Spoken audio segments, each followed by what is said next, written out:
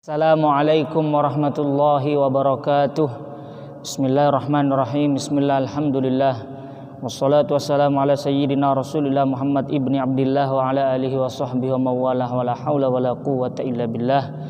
Rabbi syrah li sadri wa yassir li amri wa hlul 'uqdatam min lisani yafqahu qawli. Nawaina ta'alluma wat ta'lim wat tazakkura wat tazkir wan naf'a wal intifa' wal ifadata wal istifadah wal hasa 'ala tamassuki bi kitabillah wa sunnati rasulih wad du'a ilal huda wad dalalata 'alal khair ibtigha'a mardatihi wa qurbihi wa thawabihi subhanahu wa ta'ala. Mari kita buka pertemuan sore hari ini pelajaran Ghawaid Fiqhiyah dengan pembacaan doa Al-Fatihah hadrati habibina syafi'ina sayyidina Rasulullah Muhammadin sallallahu alaihi wasallam wa ala alihi washabihi wa dzurriyyati wa jami'il anbiya'i wa mursalin sultan syabdul qadir Syekh al-Muallif Surah Mafrahim Nawarallah Syaulilah lana ulamul Fatihah. A'udzu billahi minasyaitonir rajim. Bismillahirrahmanirrahim. Alhamdulillahi rabbil alamin arrahmanir rahim maliki yaumiddin. Iyyaka na'budu wa iyyaka nasta'in. Ihdinas siratal mustaqim siratal ladzina an'amta 'alaihim ghairil maghdubi 'alaihim waladdallin. Amin. Rabbighfirli wa liwalidayya wa lil mu'minina amin. Silahkan dibuka halaman 43. Bismillahirrahmanirrahim. Allahumma ftah alaina futuhal arifina bihikmatik wa ansur alaina rahmatak wa dzakirna manasina ya dzal jalali wal ikram. Allahumma nawwir qulubana bi nuri hidayatika kama nawwartal arda bi nuri syamsika abadan abada bi rahmatika ya arhamar rahimin.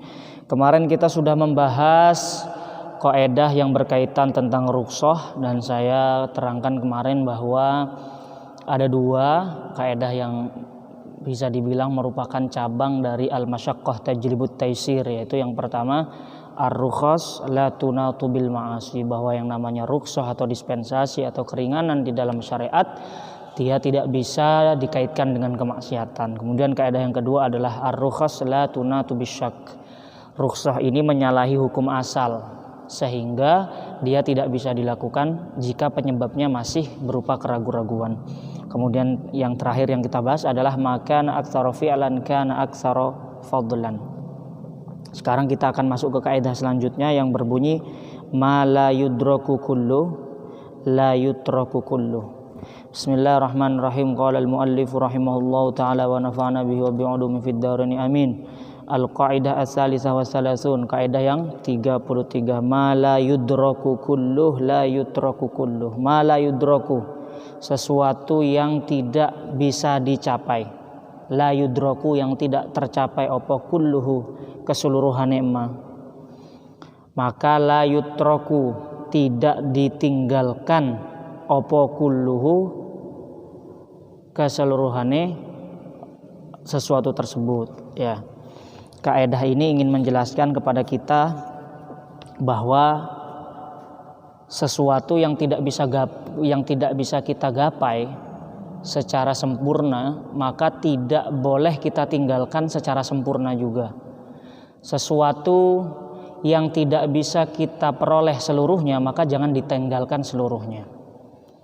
Apa dasar dari para ulama mencetuskan dari kaidah ini? Yaitu sebuah hadis, qala Nabi sallallahu alaihi wasallam, wa ma amartukum bihi fa'tu minhu mastata'tum. Wa ma amartukum, sesuatu amartu yang memerintahkan sapa ingsun kum ing kalian bihi kelawan amma fa'tu, maka laksanakanlah minhu saking amma mastata'tum, semampu kalian. Ya, semampu kalian. Rawa meriwayatkan hu ing hadal hadis sapa al-Bukhari, Imam Bukhari, wa Muslim, dan Imam Muslim. Kata baginda Nabi sallallahu alaihi wasallam, apa yang aku perintahkan untuk agar kalian kerjakan, maka kerjakanlah mastata'tum, semampu kalian. Itu artinya ketika kalian tidak mampu melaksanakan perintah itu, maka jangan ditinggalkan seluruhnya, tetapi kerjakan kadar di mana kalian mampu melaksanakan perintah tersebut. Maka kemudian muncul kaidah ma la yudraku kullu la yutraku kullu. Sesuatu yang tidak bisa kita gapai secara keseluruhan, maka jangan kita tinggalkan secara keseluruhan, tapi kerjakan yang kita bisa.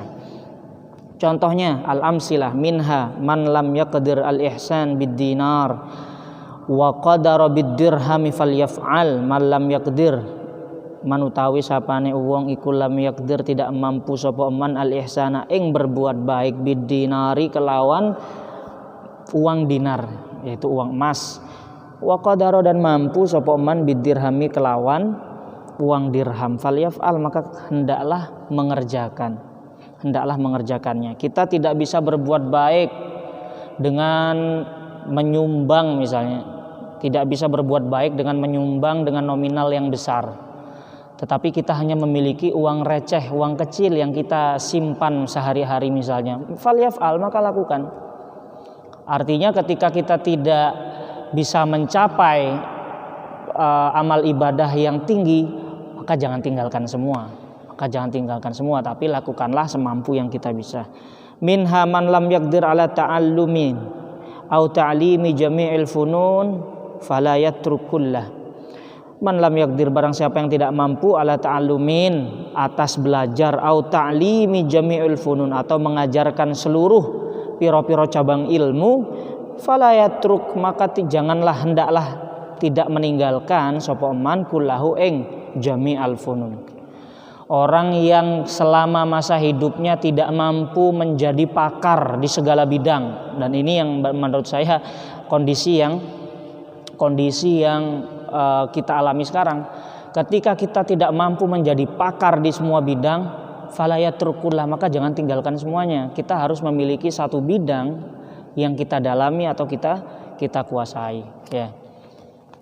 Beda dengan para mujtahid terdahulu. Imam Syafi'i pakar ahli bahasa, pakar usul, pakar ilmu hadis, bahkan beliau pakar ilmu asy'arul arab wa ayyam wal ansab. Imam Syafi'i itu memiliki ilmu nasab, ilmu hari-hari Arab, kemudian ilmu tentang syair, adab, sastra, hampir semua cabang ilmu beliau menguasai.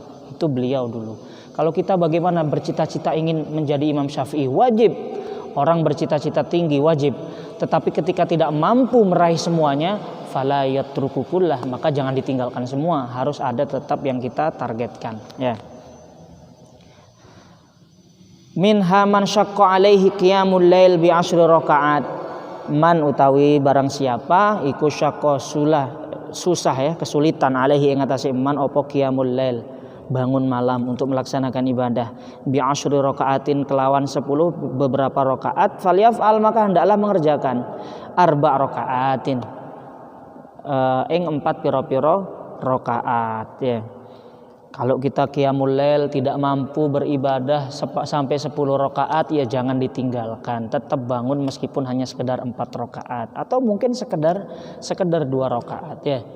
Habbul a'mal ilallah adwamuha wa in qalla, karena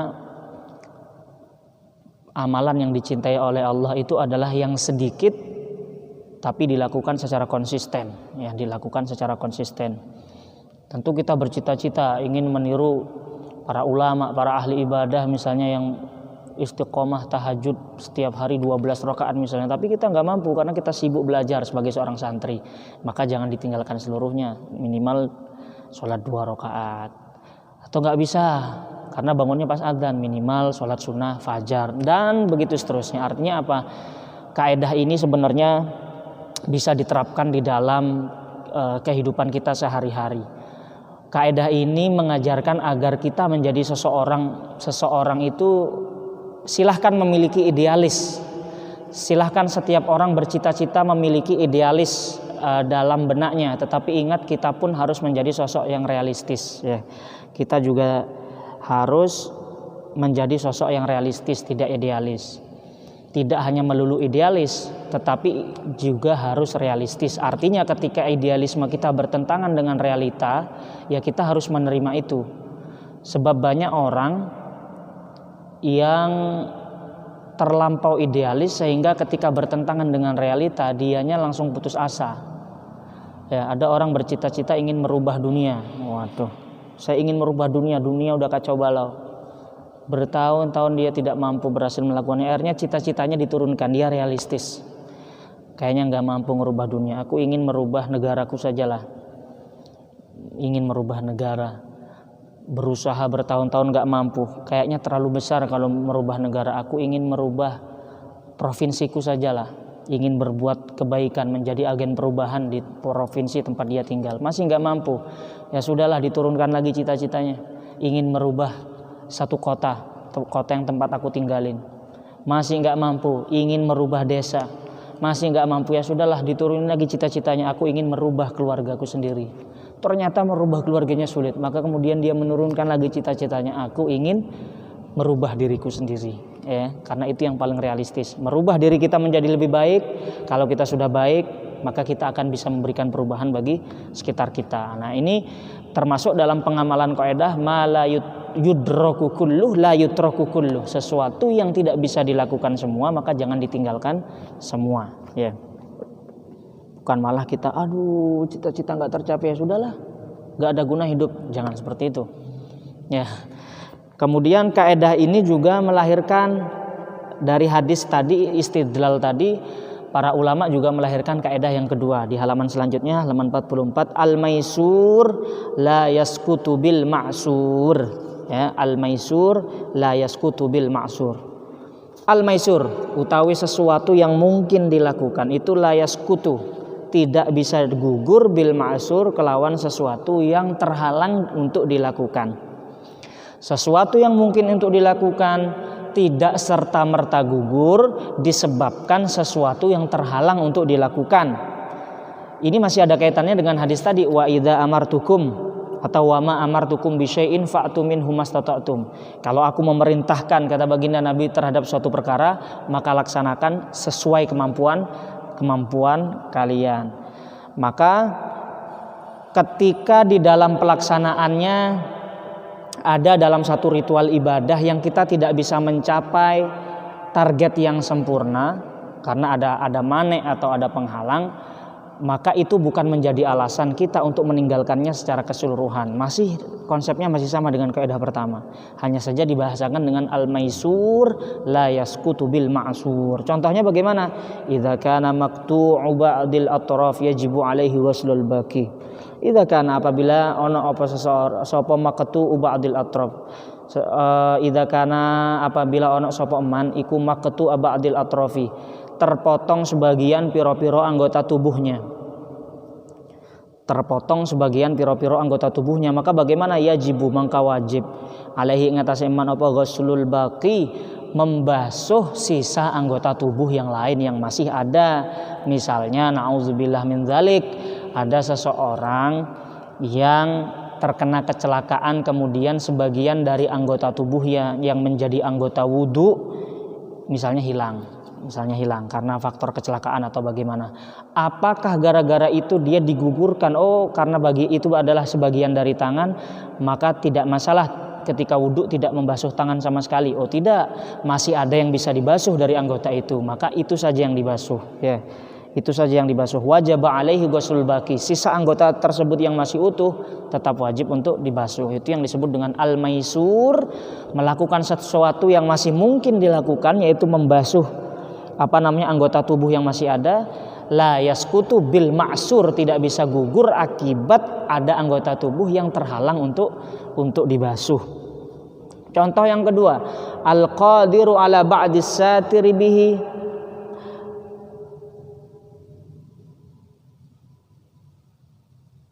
al-qadiru ala ba'di satir bihil qadral mungkin. Oke, wajib ya, orang yang mampu menutup sebagian dalam konteks menutup aurat, dia tidak menemukan penutup. Dia tidak menemukan penutup yang bisa menutup semua auratnya. Misalnya ya gambarannya barangkali dalam kasus seseorang tinggal di tempat pedalaman sehingga tidak mendapatkan sesuatu untuk menutup semua auratnya misalnya. Maka bagaimana? Apakah dia diberikan rukhsah oleh syariat untuk misalnya tidak menutup aurat sama sekali? Oh tidak, wajib alaihi satru qadral mungkin, maka wajib bagi dia untuk menutupi anggota tubuh yang masih memungkinkan untuk ditutup. Misalnya dia hanya memiliki kain atau pakaian untuk menutup sebagian auratnya, maka lakukan itu. Selanjutnya law ajiza anir ruku' was sujud dunal qiyam lazimahu, apabila tidak mampu sapa man anir ruku' saking melakukan ruku' was sujud dan sujud dunal qiyam tanpa selainnya berdiri, lazimahu mongko wajib hu ing eman apa al qiyam. Ya, ada orang mengalami sakit, misalnya kalau ruku' dan sujud punggungnya tidak kuat karena mungkin memiliki penyakit tulang, jadi dia mampu hanya berdiri saja, maka bagaimana, apakah dia lantas diperkenankan untuk tidak usah sholat sama sekali? Tidak, maka dia wajib melakukan yang semampu dia, yaitu dalam hal ini berdiri saja. Kemudian contoh yang selanjutnya, man wajada ba'da sha' fil fitr lazimahu ikhrajuh, man barang siapa iku wajada menemukan sapa man ba'da sha'i ing sebagian sha' fil fitri ing dalam zakat fitrah, lazima mongko wajib hu ing eman apa ikhrajuhu mengeluarkan ba'dus sha' dalam kasus mengeluarkan zakat fitrah nanti yang diwajibkan bagi setiap orang muslim adalah mengeluarkan satu sok dari bahan kebutuhan pokok. Kalau kita di Indonesia kebutuhan pokoknya adalah beras, maka satu sok beras. Berapa ukurannya ketika dikonversi ke ukuran modern bisa berbeda pendapat. Ada yang mengatakan 2,5 kilo, ada yang mengatakan 3 kilogram dan lain sebagainya. Sekarang bagaimana ketika datang waktunya untuk berzakat tetapi dia tidak memiliki kelebihan beras, dia tidak memiliki kelebihan harta kecuali hanya sebagian sok. Kalau kita mengikuti pendapat yang satu sok itu 3 kg, maka dia hanya memiliki 1,5 kg. Apakah kewajiban zakat gugur atas dia? Tidak. Lazimahu ikhrajuh. Dia tetap wajib mengeluarkan sebagian tadi, meskipun tidak sempurna satu sok. Minha al-qadir ala ba'dil fatihah ya'ti bih. Orang yang mampu, al-qadiru orang yang mampu ala ba'dil fatihah, mengatasi sebagian surat al-fatihah, ya'ti bihi wajib untuk membaca sebagian surat Al-Fatihah tersebut ketika sholat. Ada orang baru masuk Islam, kemudian dia belajar, kayak kemarin kasusnya Deddy Corbuzier, ya kan? Tidak mungkin baru masuk Islam tadi pagi, mungkin duhur sholat duhurnya sudah langsung membaca Al-Fatihah semuanya misalnya, nggak mungkin. Maka bagaimana? Apakah tidak gugur kewajiban membaca Al-Fatihah? Tidak, sebisanya dia mampu hanya bismillahirrahmanirrahim alhamdulillahirabbil alamin, maka cukup sampai di situ. Artinya al-maisur la yaskutu bil ma'sur. Contoh yang selanjutnya, man malaka nisaban, ini dalam bab zakat, barang siapa malaka yang memiliki sapa man nisaban ing ukuran nisab, ba'duhu kang utawi sebagiane nisab, indahu iku ing dalam sandinge eman, wa ba'duhu dan utawi sebagian nisab iku ghaibun, tidak ada di sisinya. Orang memiliki harta satu nisab, memiliki harta satu nisab dan sudah sampai haul sehingga wajib dizakati.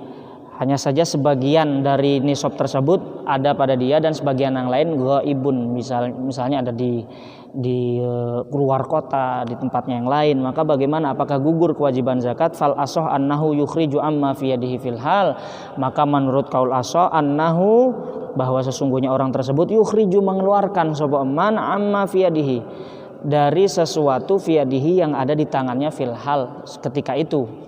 Tidak lantas kewajiban zakat gugur bagi dia, tetapi dia wajib mengeluarkan zakat harta yang saat itu ada di tangannya.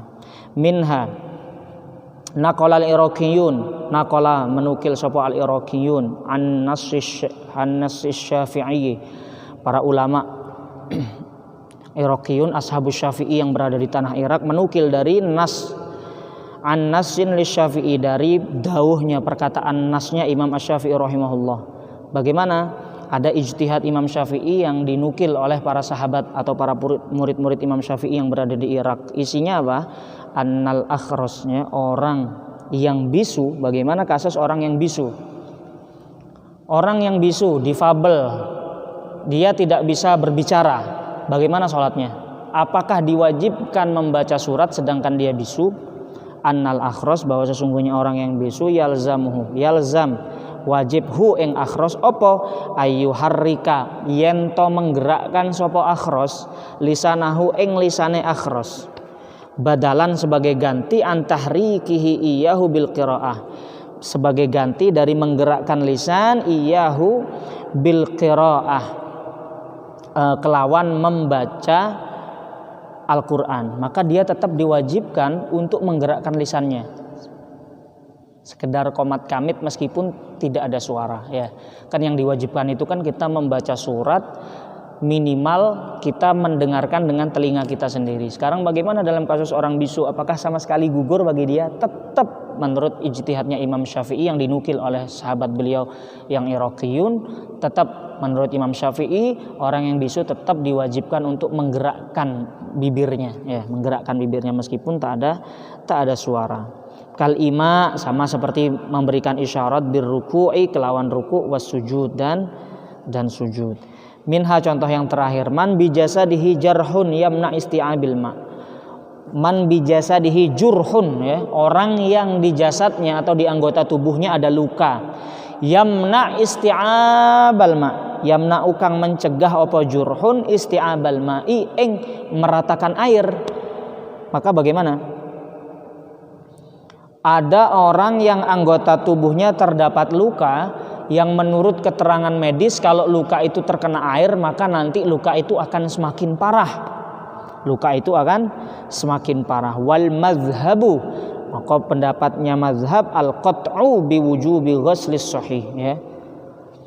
Al-qat'u biwujubil ghuslis sahih yaitu memastikan kewajiban membasuh anggota tubuh yang masih sehat, yang masih normal. As-sahih ma'at tayammum anil jarihi, disertai dengan tayammum untuk menggantikan basuhan terhadap anggota yang luka. Nah, ini biasanya terjadi pada orang-orang yang kecelakaan. Orang-orang yang kecelakaan itu biasanya diperban. Maka nanti ada sahibul jabirah di dalam istilah fikih. Orang yang menggunakan perban yang menurut keterangan medis perban itu jangan dibuka, sebab kalau dibuka maka nanti penyakitnya semakin parah. Maka bagaimana? Tidak masalah tidak membasuh semua anggotanya, cukup membasuh yang masih sehat, yang masih utuh.